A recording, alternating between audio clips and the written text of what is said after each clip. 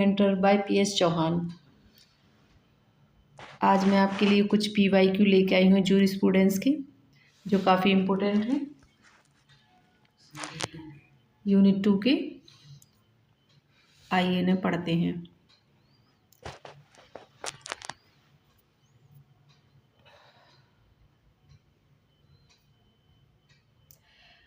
Question 1,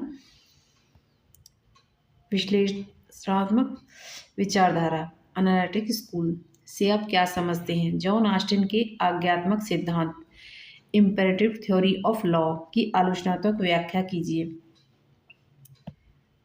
परिचय। इसे प्रत्यक्षवादी school, positive school या ऑस्टिनियन स्कूल भी कहते हैं। इसका मुख्य जोर इस बात पर है कि कानून क्या है, व्हाट इज, न कि क्या कानून होना चाहिए, व्हाट आउट टू बी। इसके संस्थापक जेरेमी बेंथम थे, लेकिन पिता जॉन ऑस्टिन माने जाते हैं।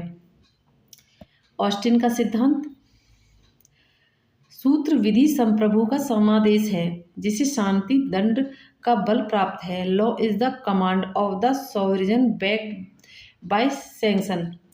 इसके 3 मुख्य तत्व हैं। नंबर 1, संप्रभु सॉवरेन, सर्वोच्च शक्ति, राजा या संसद जो किसी की आज्ञा नहीं मानता पर सब उसकी आज्ञा मानते हैं। नंबर 2, समादेश यानी कमांड, यह केवल सलाह नहीं, यह एक आदेश है।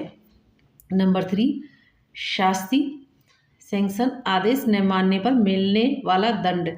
इसके बिना कानून बेकार है। इसकी विशेषताएं, यह नैतिकता को कानून से अलग करता है, यह लिखित है और निश्चित कानून पर जोर देता है। इसकी आलोचनाएं हैं कुछ। ऐतिहासिक स्कूल, पुराने जमाने में राजा नहीं थे, फिर भी रीति रिवाज कानून थे। नंबर 2, लोकतंत्र, आज कानून जनता की इच्छा है, न कि केवल आदेश। नंबर 3, अंतर्राष्ट्रीय कानून, ऑस्टिन इसे कानून नहीं मानते क्योंकि कोई संप्रभु नहीं है, जो गलत है। निष्कर्ष, ऑस्टिन का सिद्धांत कठोर है, लेकिन इसने कानून को स्पष्टता प्रदान की है। क्वेश्चन नंबर 2, ऐतिहासिक विचारधारा हिस्टोरिकल स्कूल क्या है? सेवनी के लोक चेतना के सिद्धांत को समझाइए। परिचय या अर्थ। यह विचारधारा मानती है कि कानून बनाया नहीं जाता बल्कि पाया जाता है। Law is found not made.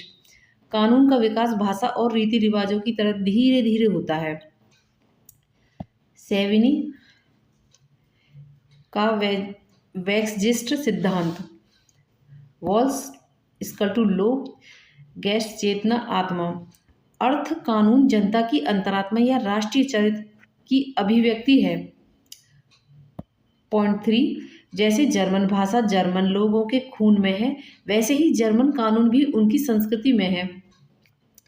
सेवेतनी ने कहा कि कानून विधायकी द्वारा थोपा नहीं जाना चाहिए बल्कि समाज के भीतर निकलना चाहिए। उदाहरण, भारत में सपिंड विवाह, गोत्र विवाह का कानून हिंदू परंपराओं वॉल्किस से ही निकला है। नंबर 3, मुख्य बिंदु हैं इसके कुछ। कानून का स्रोत प्रथा यानी कस्टम है, न कि संसद। नंबर 2 पॉइंट, संहिताबद्ध कोडिफिकेशन कानून का उन्होंने विरोध किया क्योंकि यह प्राकृतिक विकास रोकता है। इसकी कुछ आलोचनाएं हैं। सती प्रथा और दास प्रथा भी जन भावना थी, तो क्या वे सही थी? सेवनी ने विधायिका की शक्ति को कम करने आंका है। निष्कर्ष, सेवनी ने हमें यह सिखाया कि कानून समाज की जड़ों से जुड़ा होना चाहिए। क्वेश्चन 3, समाजशास्त्रीय विचारधारा सोशियोलॉजिकल स्कूल के मुख्य लक्षण बताइए। रास्को पाउंड सामाजिक अभियांत्रिकी सोशल इंजीनियरिंग सिद्धांत की व्याख्या कीजिए। परिचय या अर्थ। नंबर 1 पॉइंट, यह स्कूल कानून को समाज का एक अंग मानता है। मुख्य उद्देश्य, कानून का समाज पर क्या प्रभाव पड़ता है। नंबर 2, सामाजिक अभियांत्रिकी सोशल इंजीनियरिंग। नंबर 1 पॉइंट, तुलना, जैसे एक इंजीनियर पुल बनाकर बाधाओं को दूर करता है, वैसे ही वकील और जज कानून के माध्यम से समाज के हितों में संतुलन बनाते हैं। नंबर 2 पॉइंट, कार्य कानून का काम है कम से कम घर्षण, फिक्शन और बर्बादी के साथ अधिकतम लोगों की इच्छाओं को पूरा करना। नंबर 3, हितों का वर्गीकरण। पाउंड ने हितों को 3 भागों में बांटा है। नंबर 1, निजी हित, विवाह, संपत्ति। निजी हित में विवाह और संपत्ति आते हैं। नंबर 2, सार्वजनिक हित, इसमें राज्य की सुरक्षा आती है। नंबर 3, सामाजिक हित, इसमें शांति, स्वास्थ्य, नैतिकता आते हैं। कानून का काम है कि जब ये हित आपस में टकराएं तो संतुलन कैसे बनाया जाए, इसकी आलोचना है। इंजीनियरिंग शब्द कानून के लिए बहुत यांत्रिक, मैकेनिकल है। मनुष्य ईंट पत्थर नहीं है। निष्कर्ष, यह आधुनिक भारत कल्याणकारी राज्य के लिए सबसे उपयुक्त सिद्धांत है। नंबर 4 क्वेश्चन, ये बार बार रिपीट होते हैं एग्जाम में। कैल्सन ने विशुद्ध विधि सिद्धांत, प्योर थ्योरी ऑफ लॉ और ग्रैंड नॉर्म की अवधारणा को समझाइए। परिचय, हंस कैल्सन विश्लेषणात्मक स्कूल के थे। उन्होंने ऑस्टिन के सिद्धांत को सुधारा। नंबर 2 पॉइंट, विशुद्ध सिद्धांत, प्योर थ्योरी। नंबर 1 पॉइंट, वे कानून की अशुद्धियों से मुक्त कराना चाहते थे। नंबर 2 पॉइंट, अशुद्धियां क्या हैं? राजनीतिक, नैतिकता, इतिहास, समाजशास्त्र। कैल्सन के अनुसार न्यायशास्त्र का काम केवल कानूनी मानकों, लीगल नॉर्म्स का अध्ययन करना है। Number 3, grand नॉर्मक।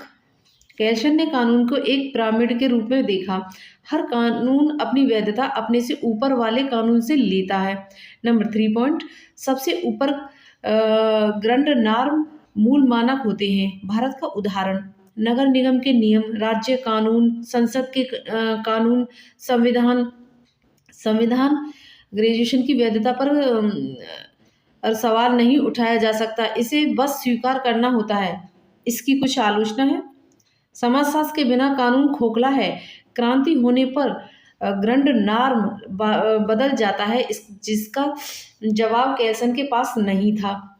इससे यह निष्कर्ष निकलता है कि संविधान की सर्वोच्चता समझने के लिए यह सिद्धांत महत्वपूर्ण है। Question number 5, sir Henry man के सिद्धांत परिस्थिति से संविदा की ओर की विवेचना कीजिए। परिचय या अर्थ। पॉइंट 1, हेनरी मैन ऐतिहासिक स्कूल के ब्रिटिश विचारक थे।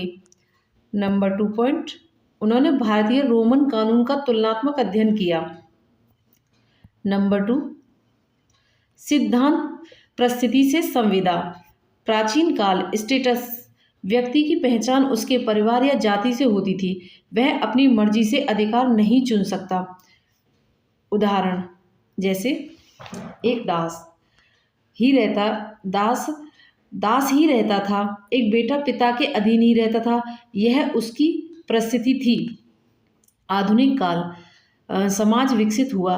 अब व्यक्ति स्वतंत्र है, वह अपनी मर्जी से समझौते, कॉन्ट्रैक्ट कर सकता है। उदाहरण, अब मजदूर और मालिक के बीच अनुबंध होता है, दासता नहीं। अपवाद, इसके कुछ अपवाद हैं। आधुनिक समय में यह सिद्धांत पलट रहा है। अब मजदूर संघ, ट्रेड यूनियन के कानून व्यक्तिगत अनुबंध की आज़ादी छीन रहे हैं और उन्हें फिर से एक वर्ग स्टेटस में डाल रहे हैं। निष्कर्ष, यह सिद्धांत कानूनी इतिहास के विकास को समझने के लिए एक मील का पत्थर साबित हुआ है। क्वेश्चन नंबर 6, यथार्थवादी विचारधारा, रियलिस्टिक स्कूल क्या है? विधि वह है जो न्यायाधीश करते हैं। इस कथन की व्याख्या करें। परिचय, यह मुख्य रूप से अमेरिका में विकसित हुआ। मुख्य विचारक जस्टिस होम्स। नंबर 2, मुख्य विचार। इनके कुछ मुख्य विचार हैं। कानून किताबों में नहीं बल्कि अदालतों, कोर्ट्स में है। होम्स का कथन है कि कानून का जीवन तर्क नहीं, अनुभव रहा है। ग्रे का कथन यह है कि संसद जो पास करती है वह कानून नहीं है, वह केवल कानून का स्रोत है। कानून वह है जो जज अपने निर्णय में लागू करते हैं। बैड मैन थ्योरी, एक बुरे आदमी की नैतिकता से मतलब नहीं है, उसे बस यह जानना है कि अगर मैं क्या यह करूं तो क्या जज मुझे जेल भेजेंगे। यही वास्तविक कानून है। नंबर 3 पॉइंट, जजों की भूमिका। जजों के पूर्वाग्रह, उनका मूड और सामाजिक विचार फैसले को प्रभावित करते हैं। इसकी आलोचना, यह विधायिका पार्लियामेंट को की अनदेखी करता है। जज कानून बनाते नहीं, व्याख्या करते हैं। इससे यह निष्कर्ष निकलता है कि यह सिद्धांत बताता है कि किताबी कानून और व्यवहारिक कानून में अंतर कैसे होता है। विश्लेषणात्मक विचारधारा, क्वेश्चन नंबर 7। विश्लेषणात्मक विचारधारा एनालिटिक और ऐतिहासिक विचारधारा हिस्टोरिकल में अंतर स्पष्ट कीजिए। ये कई बार एग्जाम में पूछा जाता है। एक तरफ हमने विश्लेषणात्मक विचारधारा लिखा है, एक तरफ ऐतिहासिक विचारधारा। इसी तरह टेबल के अकॉर्डिंग हम इसे एग्जाम में लिखेंगे। कानून क्या है, व्हाट इज। ऐतिहासिक विचारधारा में हम इसे कानून कैसे विकसित हुआ। विश्लेषणात्मक विचारधारा में कानून संप्रभु का आदेश है। ऐतिहासिक विचारधारा में हम इसे कानून लोक चेतना कस्टम की उपज है। स्रोत, कानून संप्रभु का आदेश है और इसे ऐतिहासिक विचारधारा में कानून पाया जाता है। कानून लोक चेतना की उपज है। कानून जानबूझकर बनाया जाता है, कानून पाया जाता है। विश्लेषणात्मक, ऑस्टिन बेंथम कैल्सन। और ऐतिहासिक विचारधारा में सेवनी हेनरी मैन। विधायिका सर्वोच्च है। ऐतिहासिक विश्लेषणात्मक विचारधारा में, ऐतिहासिक विचारधारा में हम प्रथा सर्वोच्च है और विश्लेषणात्मक विचारधारा में हम भारतीय दंड संहिता आईपीसी, और ऐतिहासिक विचारधारा में हम हिंदू विवाह के रीति रिवाज यह बोलेंगे। परीक्षा में इसे विस्तार से व्याख्या में लिखेंगे तो बहुत अच्छे मार्क्स मिलेंगे आपको। लियोन डुगविट के अनुसार, क्वेश्चन नंबर 8, लियोन डुगविट के सामाजिक समकेता के सिद्धांत को समझाइए। नंबर 1 परिचय, डुगविट फ्रांसीसी विधिवेत्ता थे, समाजशास्त्री स्कूल। नंबर 2 पॉइंट, उन्होंने ऑस्टिन की संप्रभुता को खारिज किया। नंबर 2 सामाजिक समेकता अर्थ, समाज में कोई भी व्यक्ति आत्मनिर्भर नहीं है, हम सब एक दूसरे पर निर्भर हैं। किसान अनाज उगाता है। नंबर 2 पॉइंट, दर्जी कपड़े सिलता है, डॉक्टर इलाज करता है, यह जाल ही सामाजिक समेकता है। नंबर 3 पॉइंट, कानून का उद्देश्य, कानून का काम केवल इस सहयोग और एकता को बढ़ावा देना है। नंबर 4 पॉइंट, कोई कानून जो सामाजिक एकता को तोड़ता है वह अवैध है। नंबर 3 पॉइंट, राज्य की भूमिका, राज्य का काम आदेश देना नहीं बल्कि जन सेवा पब्लिक सर्विस करना है। इससे यह निष्कर्ष निकलता है कि यह सिद्धांत मानवाधिकारों और कर्तव्यों पर जोर देता है। जेरेमी बेंथम के उपयोगितावाद और विधिक सुधारों पर उनके विचारों को लिखिए। परिचय, बेंथम का विश्लेषणात्मक स्कूल का संस्थापक माना जाता है, वे ऑस्टिन के गुरु थे। उपयोगितावाद। नंबर 1 पॉइंट, सूत्र अधिकतम लोगों का अधिकतम सुख। नंबर 2 पॉइंट, कानून का उद्देश्य सुख को बढ़ाना और दुख को कम करना होना चाहिए। नंबर 3 पॉइंट, हर कानून को इस तराजू पर तोला जाना चाहिए, क्या यह समाज का सुख बढ़ा रहा है या नहीं। नंबर 4 पॉइंट, इसे सुख दुख का सिद्धांत भी कहते हैं। कॉडिफिकेशन। बेंथम ने कानूनों को लिखित और स्पष्ट करने संहिताबद्ध का पुरजोर समर्थन किया ताकि आम आदमी भी कानून समझ सके। इससे यह निष्कर्ष निकला है कि बेंथम व्यक्तिवादी थे और उन्होंने आधुनिक लोकतंत्र की नींव रखी थी। Question number 10, H.L.A. हार्ट द्वारा ऑस्टिन के सिद्धांत की आलोचना और प्राथमिक व द्वितीयक नियमों की अवधारणा बताइए। परिचय। हार्ट आधुनिक विश्लेषणात्मक विचारधारक हैं। उन्होंने अपनी पुस्तक द कॉन्सेप्ट ऑफ लॉ में ऑस्टिन की आलोचना की है। Gunman theory. हार्ट ने कहा है कि ऑस्टिन का कानून बंदूकधारी लुटेरे जैसा है, आदेश प्लस डर। लेकिन लोग कानून केवल डर से नहीं बल्कि सम्मान और कर्तव्य भावना से मानते हैं। नियमों की व्यवस्था, सिस्टम ऑफ रूल। हार्ट के अनुसार कानून आदेश नहीं, हार्ट के अनुसार कानून आदेश नहीं बल्कि नियमों का समूह है। प्राथमिक नियम, प्राइमरी रूल्स, जो बताते हैं क्या करना है और क्या नहीं, जैसे चोरी मत करो, ये कर्तव्य थोपते हैं। द्वितीयक नियम। हार्ट का दूसरा नियम यह बताता है कि सेकेंडरी रूल्स, जो बताते हैं कि प्राथमिक नियम कैसे लागू होंगे और कैसे बदलेंगे, जैसे संसद कानून कैसे बनाएगी, जज फैसला कैसे देंगे, ये शक्ति देते हैं। कानून इन दोनों नियमों का मिलन है। इससे यह निष्कर्ष निकला है कि हार्ट का सिद्धांत ऑस्टिन से कहीं अधिक लोकतांत्रिक और व्यवहारिक है। यूनिट 2 के लिए विशेष टिप्स। ऑस्टिन संप्रभु आदेश दंड सेवनी के अनुसार ये उत्तर लिखते समय हमेशा विचारक का नाम और उनकी विचारधारा स्कूल सबसे पहले लिखें। ये 10 प्रश्न यूनिट 2 के पूरे सिलेबस को कवर करते हैं। यदि आप इन्हें तैयार कर लेते हैं तो आप परीक्षा में बहुत अच्छा स्कोर कर सकते हैं।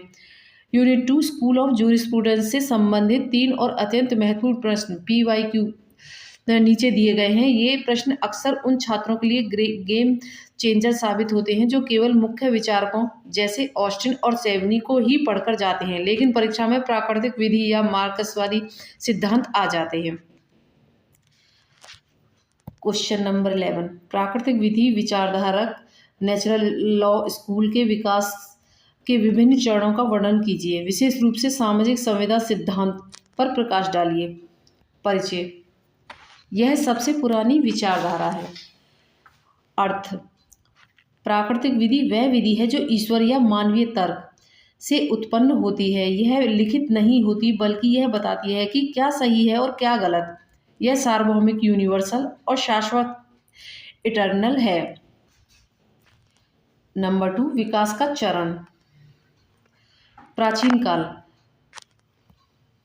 नंबर 1, यूनानी ग्रीक्स हेराक्लिटस और सुकरात ने कहा कि कानून में दैवीय तर्क होना चाहिए। स्टोइक्स प्रकृति के अनुसार जियो कहते हैं। मध्यकाल। सेंट थॉमस एविकनस, इन्होंने कहा कि इन्होंने कानून को ईश्वर की इच्छा, डिवाइन विल से जोड़ा। चर्च का कानून सर्वोच्च था। पुनर्जागरण काल। यहाँ तर्क, रीजन ने धर्म की जगह ले ली। हॉब्स, लॉक, रूसो ने। आधुनिक काल। 19वीं सदी में इसका पतन हुआ ऑस्टिन के अकॉर्डिंग, लेकिन 20वीं सदी में पुनरुद्धार हुआ। नंबर 3, सामाजिक संवेदना सिद्धांत। यह सिद्धांत बताता है कि राज्य और कानून का जन्म लोगों में के आपसी समझौते से हुआ। हॉब्स कहते हैं कि प्राकृतिक अवस्था मनुष्य स्वार्थी और क्रूर था। जीवन क्रूर और छोटा था। समझौता। लोगों ने अपनी सारी शक्ति एक राजा को दे दी थी ताकि वह उनकी रक्षा कर सके। राजा का आदेश ही कानून है। लॉक के अकॉर्डिंग प्राकृतिक अवस्था शांतिपूर्ण थी, लेकिन संपत्ति की सुरक्षा की दिक्कत थी। समझौता। लोगों ने केवल कानून बनाने का अधिकार सरकार को दिया है, लेकिन जीवन, स्वतंत्रता और संपत्ति के अधिकार अपने पास रखे। रूसो बताते हैं सामान्य इच्छा, समझौता और किसी से नहीं बल्कि पूरी समाज की सामान्य इच्छा से हुआ। कानून सामान्य इच्छा की अभिव्यक्ति है। इसकी कुछ आलोचनाएं भी हुई। यह इतिहास पर आधारित नहीं है, यह केवल एक कल्पना है। नंबर 2, प्राकृतिक कानून स्पष्ट नहीं होता, हर कोई इसका अलग अर्थ निकालता है। इससे यह निष्कर्ष निकलता है कि आज के मौलिक अधिकार इसी विचारधारा की देन है। क्वेश्चन नंबर 12, विधि का मार्क्सवादी सिद्धांत, मार्क्सिस्ट थ्योरी ऑफ लॉ क्या है? यह कानून केवल शीर्षक वर्ग का हथियार है। परिचय, कार्ल मार्क्स और फ्रेडरिक एंगल्स ने कानून को आर्थिक नजरिए से देखा। वे किसी भी स्कूल में विश्वास नहीं करते थे, बल्कि उन्होंने कानून की पूरी व्यवस्था को चुनौती दी। आधार और अधिरचना, मार्क्स के अनुसार समाज का आधार बेस उसकी अर्थव्यवस्था उत्पादन के साधन है। नंबर 2 पॉइंट, कानून, धर्म, राजनीति और नैतिकता केवल अधिरचना है। नंबर 3 पॉइंट, जैसे आर्थिक ढांचा होगा वैसे ही कानून होगा। कानून स्वतंत्रता नहीं है, यह अर्थव्यवस्था की परछाई है। नंबर 3, शोषण का यंत्र, मार्क्स का मानना था कि कानून निष्पक्ष नहीं होता। पूंजीवादी समाज में कानून अमीर वर्ग द्वारा गरीब मजदूर वर्ग को दबाने के लिए बनाया गया एक हथियार था। उदाहरण, संपत्ति के कानून केवल अमीरों की संपत्ति की रक्षा करते हैं। नंबर 4, राज्य का विलोप, मार्क्स ने भविष्यवाणी की जब साम्यवाद आएगा तो वर्ग भेद अमीर गरीब खत्म हो जाएगा। जब कोई संघर्ष नहीं होगा तो कानून और राज्य की जरूरत ही नहीं पड़ेगी। नंबर 3 पॉइंट, राज्य धीरे धीरे मुरझाकर समाप्त हो जाएगा। फिर इसकी कुछ आलोचनाएं भी हुई। कानून, नंबर 1 पॉइंट, कानून केवल शोषण नहीं करता, यह व्यवस्था और सुरक्षा भी देता है, जैसे ट्रैफिक नियम। नंबर 2 पॉइंट, साम्यवादी देशों जैसे सोवियत रूस में राज्य खत्म नहीं हुआ बल्कि और अधिक तानाशाह हो गया।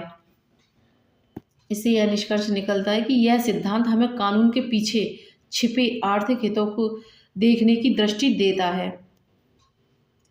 क्वेश्चन नंबर 13, परिवर्तनशील अंतर्वस्तु वाली प्राकृतिक विधि, natural law with variable content के सिद्धांत की व्याख्या कीजिए। प्राकृतिक विधि का पुनरुद्धार।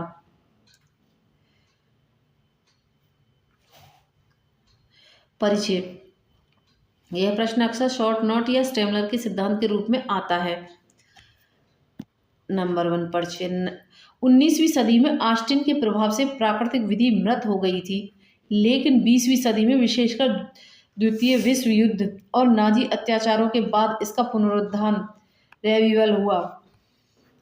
प्रमुख विचारक रुडोल्फ स्टेमलर, कोलर और फुलर। नंबर 2, स्टेमलर का सिद्धांत। स्टेमलर ने कहा कि पुराना प्राकृतिक कानून जो कहता है कि कानून कभी नहीं बदलता, यह गलत था। नंबर 2 पॉइंट, उन्होंने नया नारा दिया, natural law with variable content, परिवर्तनशील अंतर्वस्तु वाली प्राकृतिक विधि। नंबर 3 पॉइंट, अर्थ न्याय के सिद्धांत तो शाश्वत हैं, जैसे किसी को धोखा मत दो, लेकिन उन सिद्धांतों को लागू करने के तरीके कंटेंट समय और स्थान के अनुसार बदलते रहते हैं। उदाहरण, चोरी करना गलत है, यह एक प्राकृतिक नियम है, लेकिन चोरी क्या है और संपत्ति क्या है, यह समाज और समय के साथ बदलता रहता है। जैसे प्राचीन काल में डिजिटल चोरी नहीं थी, आज है। नंबर 3 पॉइंट, विधि और आंतरिक नैतिकता, फुलर के अकॉर्डिंग। लॉन फुलर ने भी प्राकृतिक विधि का समर्थन किया। उन्होंने कहा कि कानून में कुछ आंतरिक नैतिकता होनी चाहिए, जैसे कानून लिखित होना चाहिए, भूतलक्षी नहीं होना चाहिए, समझने योग्य होना चाहिए। यदि कानून में ये गुण नहीं है तो वह कानून नहीं है। इससे यह निष्कर्ष निकलता है कि यह सिद्धांत नए कठोर कानूनी नियमों और नैतिकता के बीच एक पुल का काम किए हैं। इसने आधुनिक मानवाधिकारों को मजबूत किया। तैयारी के लिए अंतिम चेकलिस्ट। यदि अपने नीचे के 4 बड़े विषयों को तैयार कर लिया तो यूनिट 2 का कोई भी प्रश्न नहीं छूटेगा। एनालिटिक वर्सेस हिस्टोरिकल, ऑस्टिन बनाम Savigny. Sociological, Roscoe Pound. Social engineering, natural law, social contract of Stammler. Modern citizen, Kelsen और रियलिज्म। चलिए, आज की क्लास यहीं समाप्त होती है। मेरे चैनल को लाइक, सब्सक्राइब